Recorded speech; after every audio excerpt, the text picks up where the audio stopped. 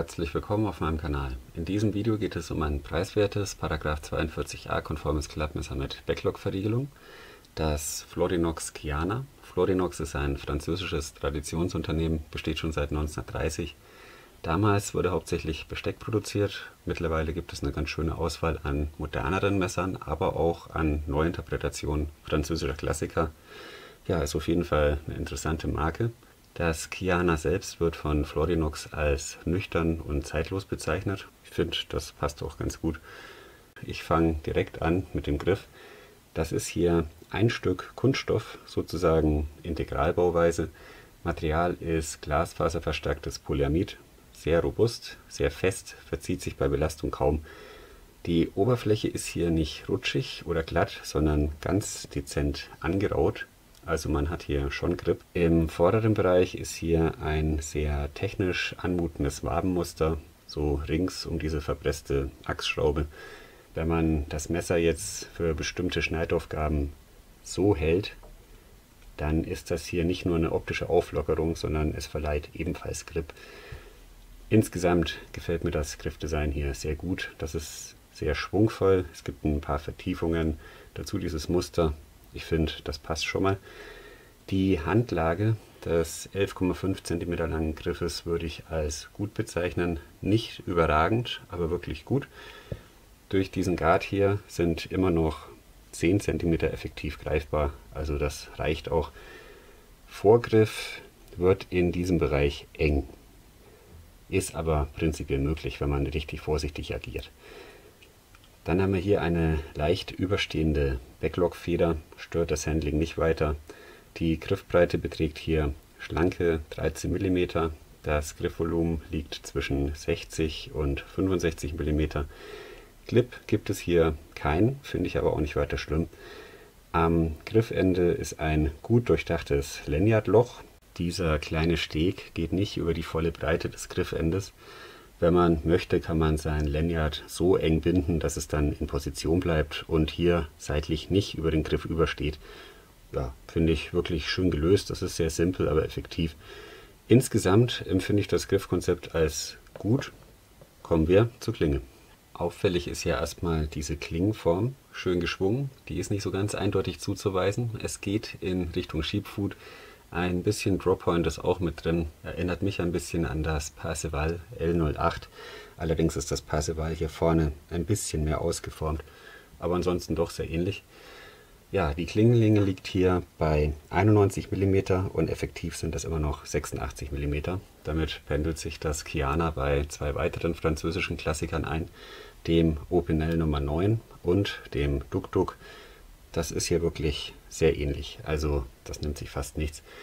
Die Klingenbreite liegt bei schlanken 2,5 mm, die Klingenhöhe bei 21 mm, dazu ein komplett hochgezogener Flachschliff.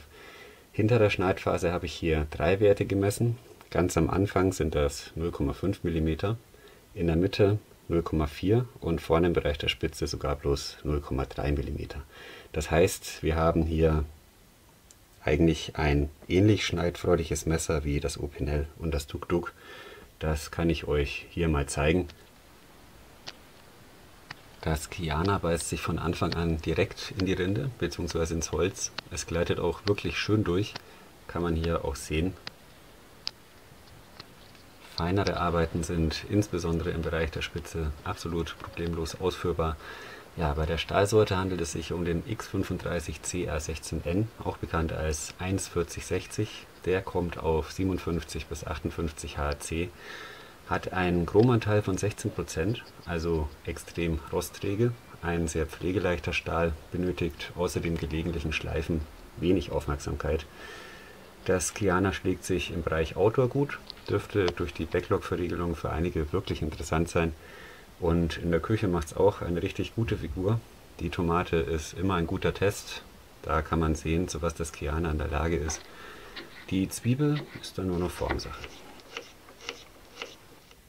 Kurz noch zum Backlog. Der verriegelt sicher mit einem satten Klack. Nochmal. Lässt sich leicht betätigen. Läuft alles tadellos. Wir haben auf- und abwärts ganz minimales Spiel. Also das ist kaum spürbar, absolut im Rahmen. Seitlich gibt es hier kein Klingenspiel, aber hebeln sollte man mit dem Kyana wirklich nur im Notfall. Das ist eben dieser glasfaserverstärkte Polyamidgriff und der gibt natürlich schon ein bisschen nach. Also das ist einfach so, das ist bauartbedingt. Der Backlog selbst besteht nur aus einem Teil. Hier kommt mal ein Bild, das ist hier wirklich nur sehr grob eingezeichnet, dass man sich es mal vorstellen kann. Es ist eine robuste und simple Lösung. In der Videobeschreibung verlinke ich euch mal ein Video, in dem das Florinox Kyana demontiert wird. Demontiert hätte ich es auch gerne, aber das ist hier eine verpresste Niete. Eine Achsschraube wäre wirklich schön gewesen, aber irgendwas ist ja dann doch immer. Übrigens sind hier keine Boscher drin verbaut, es läuft direkt auf den Kunststoff, aber ich sehe da jetzt kein größeres Problem.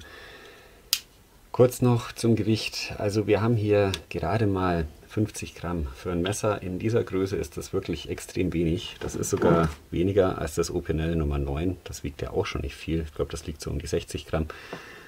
Ja, ideal für die Hosentasche oder eine kleine EDC-Pouch. Da passt es wirklich auch perfekt rein.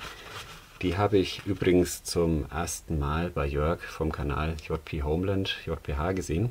Toller Kanal, tolle Pouch. Verlinke ich euch dann ebenfalls in der Videobeschreibung. Jetzt kommt noch das Fazit zum Kyana. Mein Fazit, das Florinox Kyana ist ein pragmatischer Backlog-Folder. Das ist ein astreiner Zweihandöffner mit langer Klinge und geringem Gewicht. Dazu eine wirklich schöne Linie, sowohl im geöffneten als auch im geschlossenen Zustand. Also dass das hier so schön läuft, sieht man wirklich selten. Also das ist eine Symbiose, möchte ich schon fast sagen. Hier und da fehlt vielleicht das letzte Finish, aber die Verarbeitung ist insgesamt gut. Der Klingenstahl passt, der Preis von ca. 15 bis 20 Euro geht für eine europäische Produktion voll in Ordnung. Das Kyana gibt es in vielen Farben, da muss man einfach mal gucken.